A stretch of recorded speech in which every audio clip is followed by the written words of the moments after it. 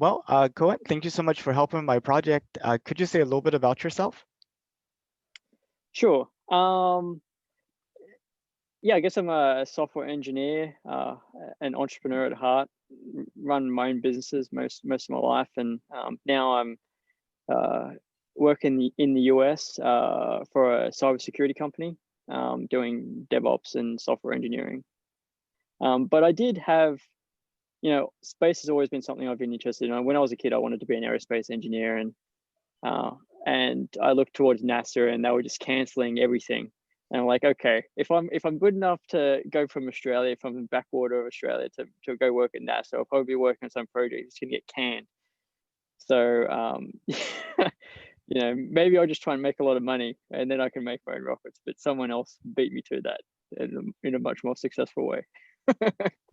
It's funny, I mean, because you may not need to have gone that far. You could have just gone to New Zealand. That's right. The future's, yeah. You don't know what I would never have thought that a rocket company would exist in New Zealand. A private company that has no government sort of backing. That's a really cool time we're living. One of my coworkers today noticed all my LinkedIn activity around space, and um, she was like, "Hey, were you in the industry? Is that why you're excited about it?" And then I thought back, and in the 1990s when the internet was just taking off, everybody who knew anything about computers kind of got pulled into that career path. And I'm wondering, is that what happened to you too? Um, yeah, I guess software was just something I was good at, right? It's something that yeah, so I was good at it. Plus, it was a way for me to reach the world uh, with very little capital, right? Like it, it just like I come from a background that below average Australian, and if you want to start a business, like how would I get money for a warehouse or a shop or rent for but like as tech, it's like, okay, I just need my brain and some time, and so that was my incentive to get good at that. So but I was good at it too, so now it's my day job. It's kind of interesting. You know, uh, Jeff Bezos likes to talk about how, just kind of like what you talked about. There's like no way he would have started Amazon if he had to do online payments and figure out how to connect everybody to be able to store and be able to figure out how to deliver the products.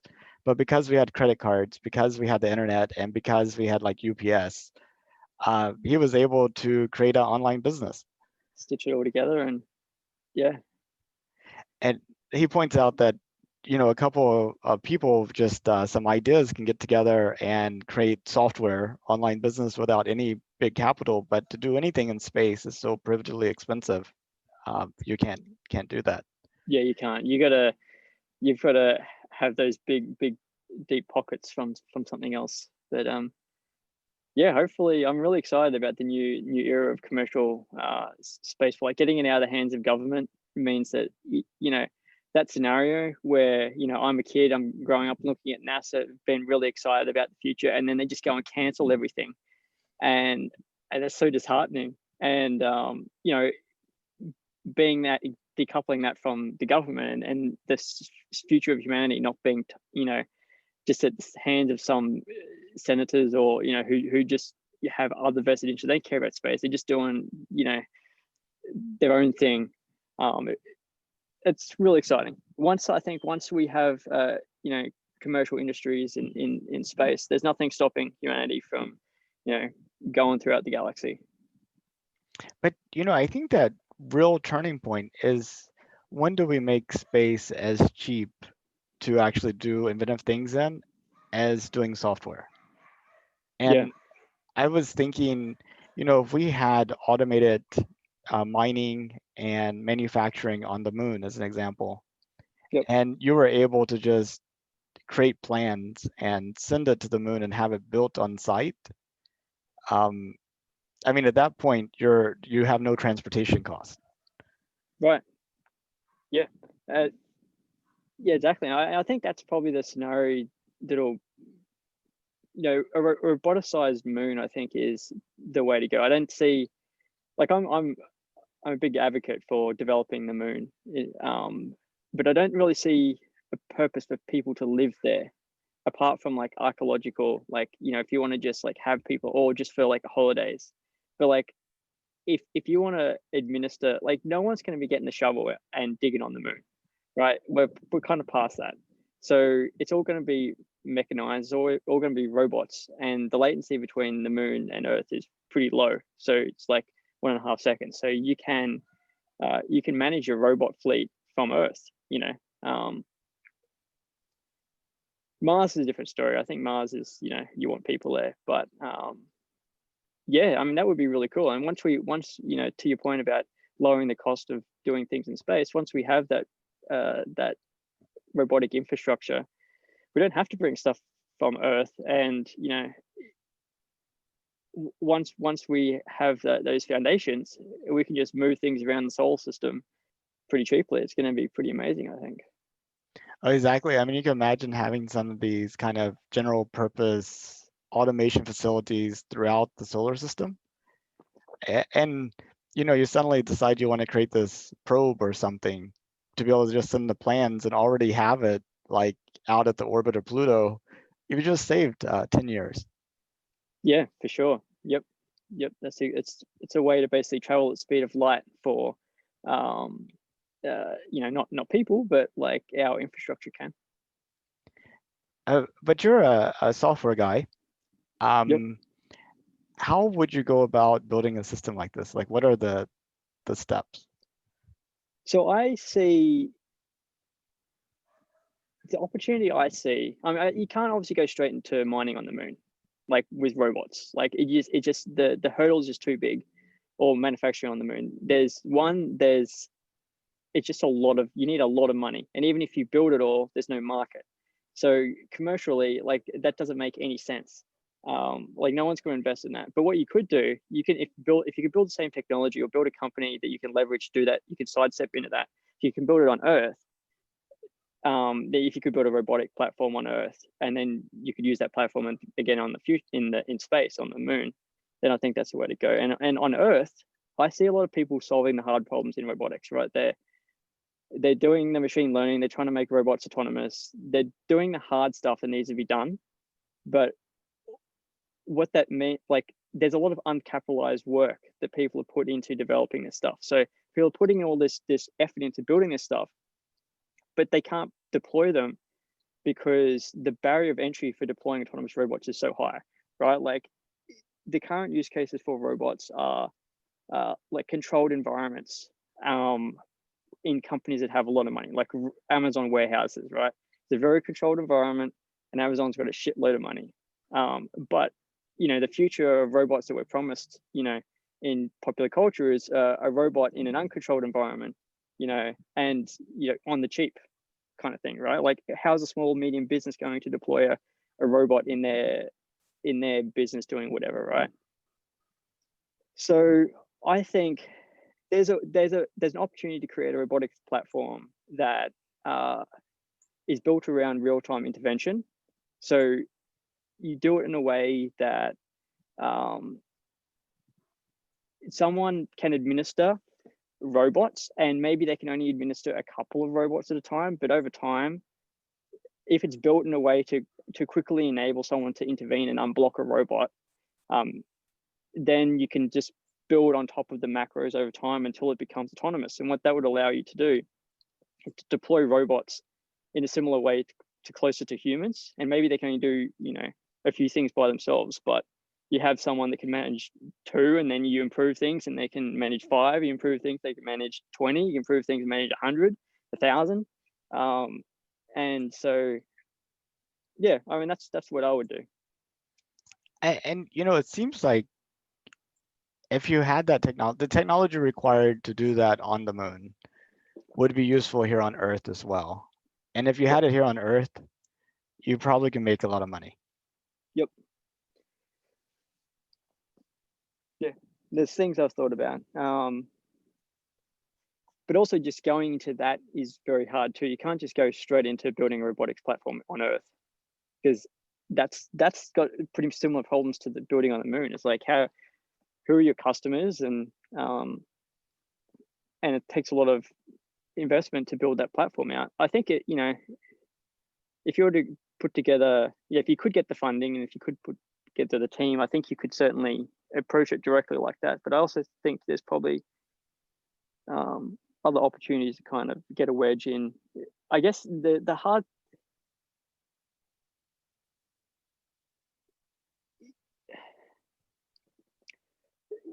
like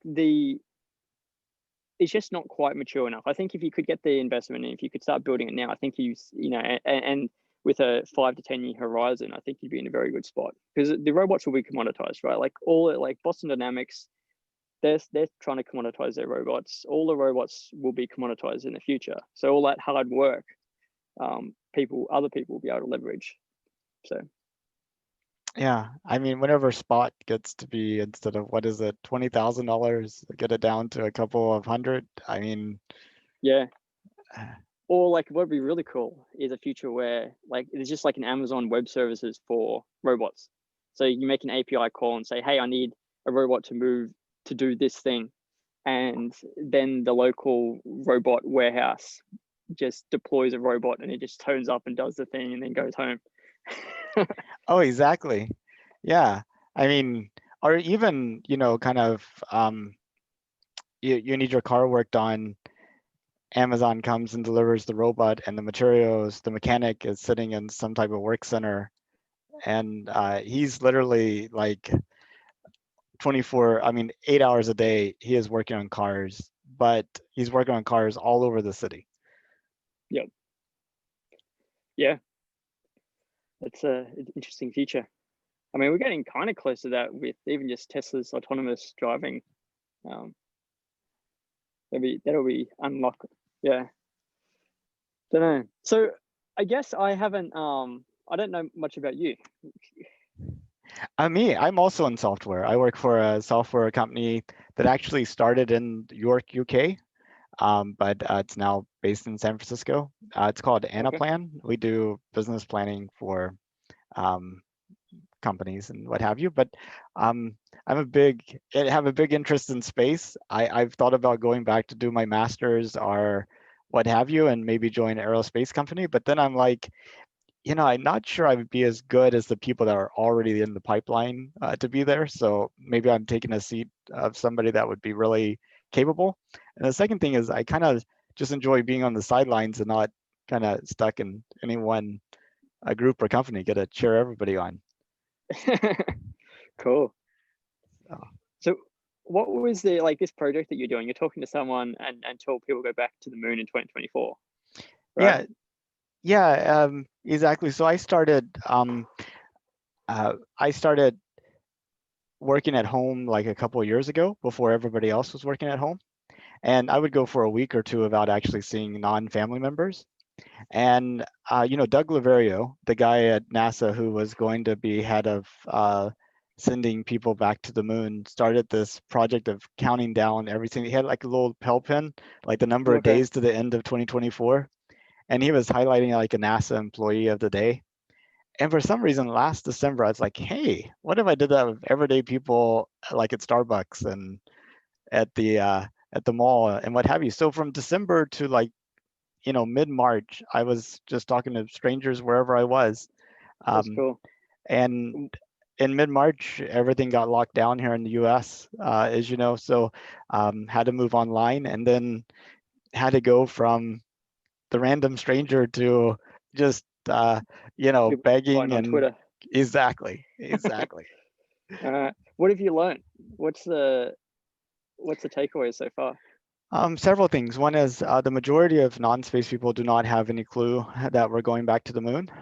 And their views are as varied as, didn't we shut everything down in, 2012 whenever the last space shuttle mission took off, to, why is NASA keeping it a secret, to, well, I thought the astronauts already were going to the moon, so I don't understand about going. And then most of the people I talk to are, supportive of it, but I think it's sort of like that. it's a weak support, right? I mean, it's like you're enthusiastic about it. I really don't care, so I want to be enthusiastic about it too. That type of support, right? Uh-huh. Okay. Yeah. Uh, but a lot of people have questions about, is it the right priorities? So the constant, the often people are like, well, what about the problems down here? But you probe into that and you realize it's really a false choice. Absolutely. The going to space isn't keeping us from solving problems down here. Not No. solving problems down here is keeping us from not solving problems down here. Yeah. So, um, I've heard some people be supportive of it, and they're like, the government wastes money on all sorts of things. Why not do something that's inspirational? Exactly. Yeah. Right. Yep. Yep. But a few people are like, we've messed up the Earth. Why are we messing up the moon too? Which I found that to be a little hard to swallow. But Yeah. What's there to mess up on the moon? um, I think that's the difficult thing Yeah. to truly kind of comprehend.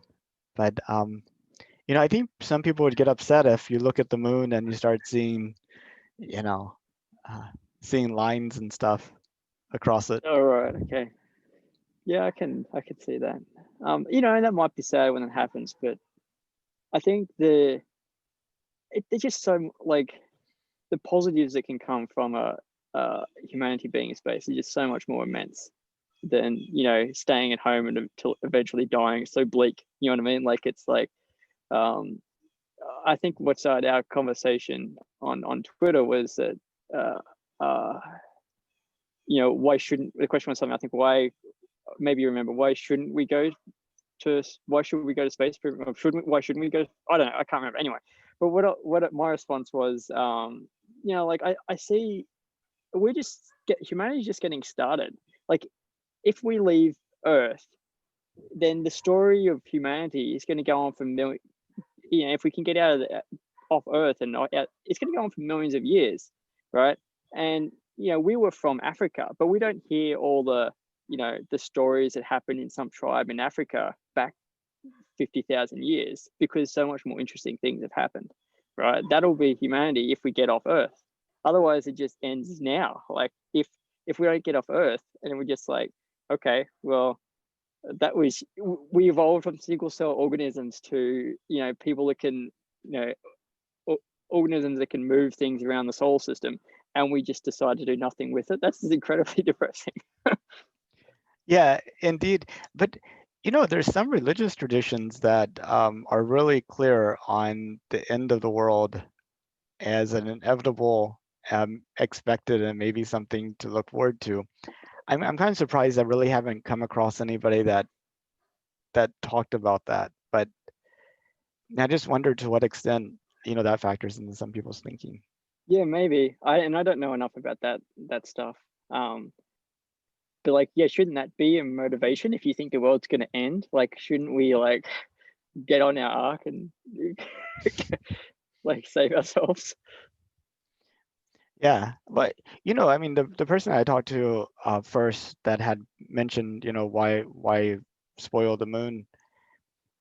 There's a lot of people that are really do not think that humanity is a good thing for the universe, which is kind of interesting. Um, and I think we've been beating ourselves up to the point that people believe it. Hmm. I wouldn't discount. Yeah, I mean, humanity is not perfect. I wouldn't discount us. There's a lot of horrible things that happen on Earth, but I think we mature as a species, and I think we just need to continue to mature. Um, and just to say, oh, let's not do that because we're dickheads. Well, how about we just stop being dickheads and then go out? You know what I mean? Like, I guess yeah, we are dickheads, but I think we can just not We could change if we want to. right. So One the key is just to want to change as opposed to saying, it's hopeless. yes, that's right.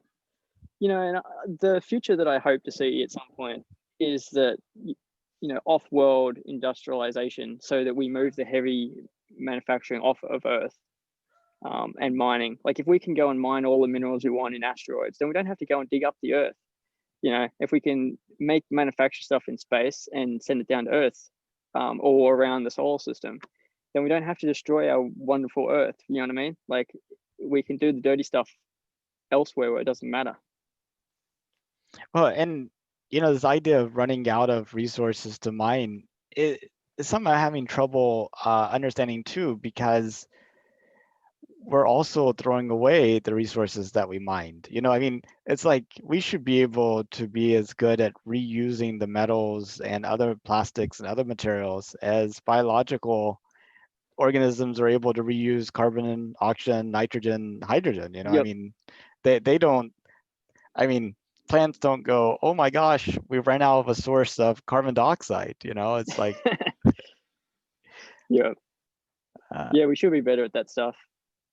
My guess would be that in the future at some point we'll be digging up the landfills to extract some of those precious rare earth metals and things that we disposed of in the early 21st century. and I think a key part to getting better at it is to make it more visible to people. Like, I mean, can you imagine having a device in your house where you could take plastic into and have it create things? Yeah. You take like the milk jug, you put it in there, and now you can make a chair out of plastic. And then the chair breaks, you put it in there, and you can make a bookcase out of plastic. And it's just like you could make all these things around your house out of recyclable things. Once people can see that, then you have them actually picking up plastic off the side of the road just to put in feeder stock into their maker thing. Yeah, that would be great. I guess Yeah. that'd be fantastic if we can figure that out. I guess it's complex with all the different types of plastics and stuff, right? So it's like hard to pull something like that off, but we'll get it eventually, I hope. Yeah, I mean, and indeed, I mean, maybe you start off with making a dishwasher that's automatic completely and able to sort the dishes, and then that funds your ability to make something that's able to sort and clean plastic stuff, which then, you kind of, I mean, you could build it in steps, right? I mean, Yep.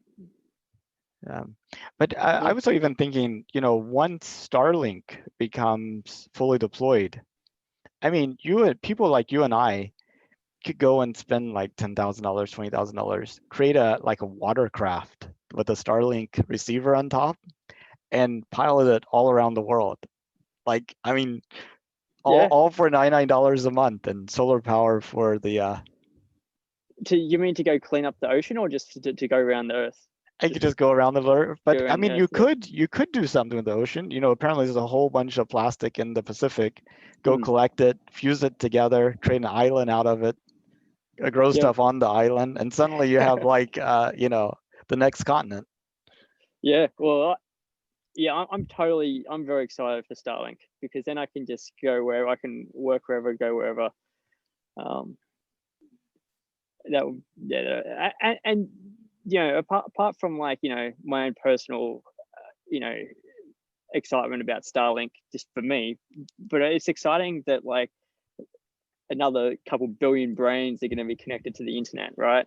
Like once Starlink's fully deployed, there's remote areas in Africa and Russia and wherever else, all places all around the world where they just don't have internet, or they don't have quality internet. So if you can connect those brains to the internet, then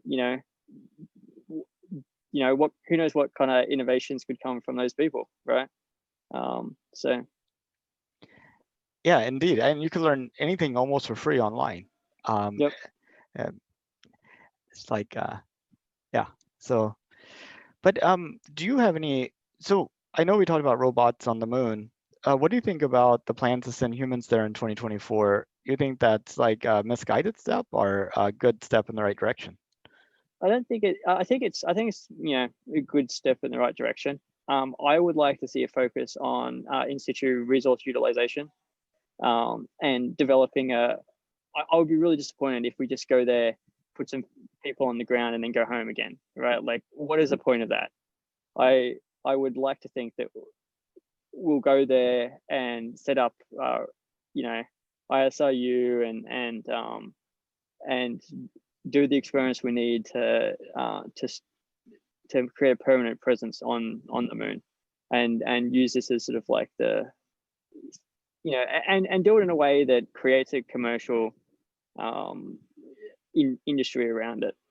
Like if you can say, hey, I want 5 liters of water at this location on the moon, and you open it up for contractors, and they just do, maybe if the Starship just goes and delivers a tank of water, but maybe they'll realize that, okay, we can actually go and send 2 starships and set up some ice mining, and then it's going to be cheaper going forward, instead of like this, you know what I mean? Like just creating those incentives.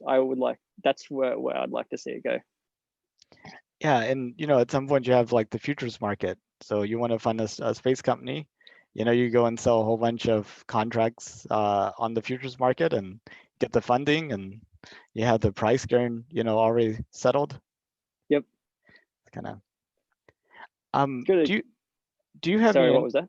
Oh, I was just wondering. Do you have any personal interest in going into space if it was safe and affordable?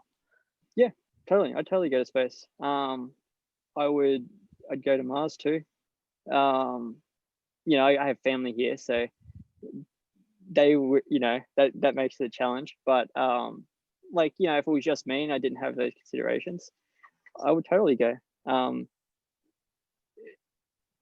Yeah, I mean, it's just be amazing to see, and just also just to be on a new frontier, to be where people haven't been before. Even if it's sort of risky, but I think I'd do fine psychologically too. So it's pretty awesome. I asked a mother-daughter, a mother and a daughter that at the same time, and the mother was like, yeah, sure, and the daughter was like, no, I don't think so, and the mother was like surprised. I thought that was kind of a neat little moment. what was their concern? Safety? Is that the I think it was something even more fundamental than that, a lack of desire. Like, I mean, it's one thing to do something, to really want to do something, and then like to back off of it because you think it's safe. It's something entirely different to not even want to do that thing. we got to change that. I have a theory about why people are caring less about space, and becoming more nationalistic. I think it's a lot of people don't know what stars look like. They look at, in their city skyline, they look outside, they see 2 stars. What's interesting about that? Who gives a fuck? But I grew up in, regional Australia. I know what dark skies look like. It is fucking amazing. Like, it is so, I just look at this, look at the sky when I fall asleep and just see endless stars. As deep as you look is more stars.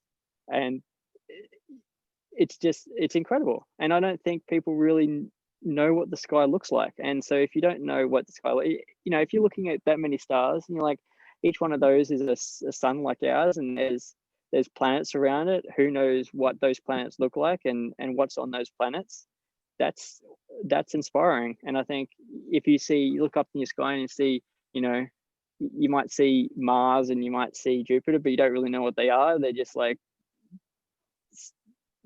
bright lights in the sky. Then it doesn't really encourage you to think more deeply about what's out there. Yeah, I mean, if all you know is your one village, then yeah, you're probably acting very rational by defending it at all cost. Yep. Well, I really appreciate the time. Is there anything that you wanted to talk about that we didn't get to? No,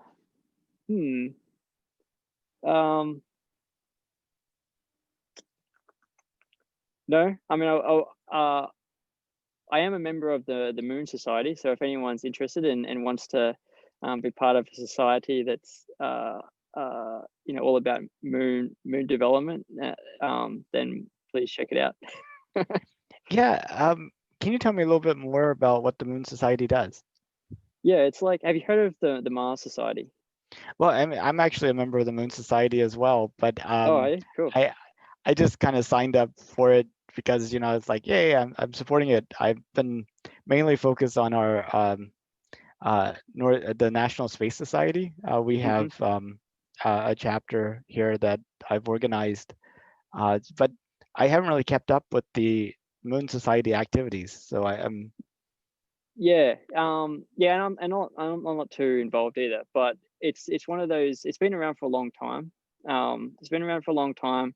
I think the time's right for it to, uh, for us to, the society to capitalize on the moment of going back to the moon.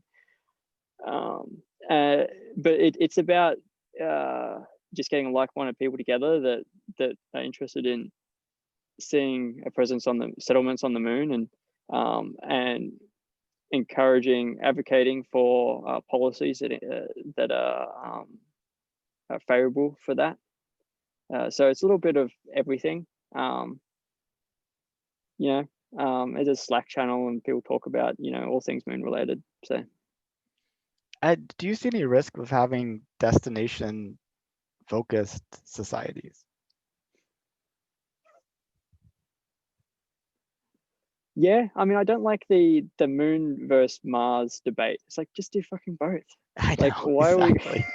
like why are we arguing about this? Like, I think the moon is crucial for developing a foothold in space. I think it's absolutely crucial. Um, but Mars as well, for like, for the solar system at large, and for there's lots of reasons why we want to send people to Mars.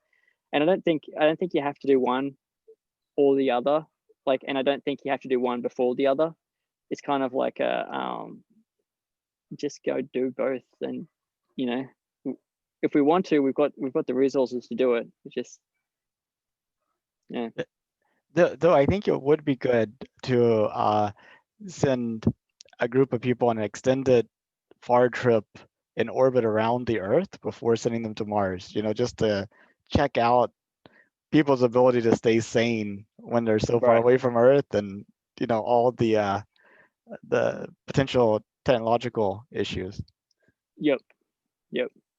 Yeah. I mean, I, I, you would have wish there was more. Like, I wish we were doing like, oh, I forgot what's the spinning space station called, where like you have the sort of artificial gravity just because you're on Or the, like the O'Neill yeah, like cylinders.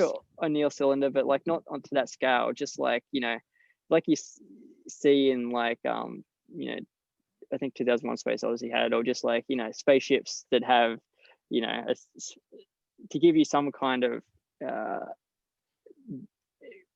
effective gravity, right? Um, I don't know why we haven't like done that experiment. Like, it seems something that seems like so necessary and so, um, uh, yeah. Like, why haven't we done that? Like, I don't know. Yeah, we should. I mean, it also seems like something that you could probably do for what, a few hundred million. Yeah, probably. Yeah, get Bigelow to go and send up some inflatable modules, and you could probably do it like that. And you don't even have to have people on the end. You know, maybe you have a group of hamsters on one side and a group of lizards on the other, and Yep. kind of see how they do. Mammals versus reptiles. Yep. I Well, think you've already got to go. Hey, I'm on vacation, so I'm not, you know, um, time limited at the moment. But well, yeah, it sounds good. It was so good to get to talk to you, and I think this decade is going to be transformational for space exploration. So I'm really an exciting decade to live in, I think. yeah, I'm pretty excited. It's yeah, there's new things every day, right? Like, it's and you don't have to worry about it being cancelled. I mean, the SN8 15-kilometer hop, some may be happening in just a few hours. Right. Yep.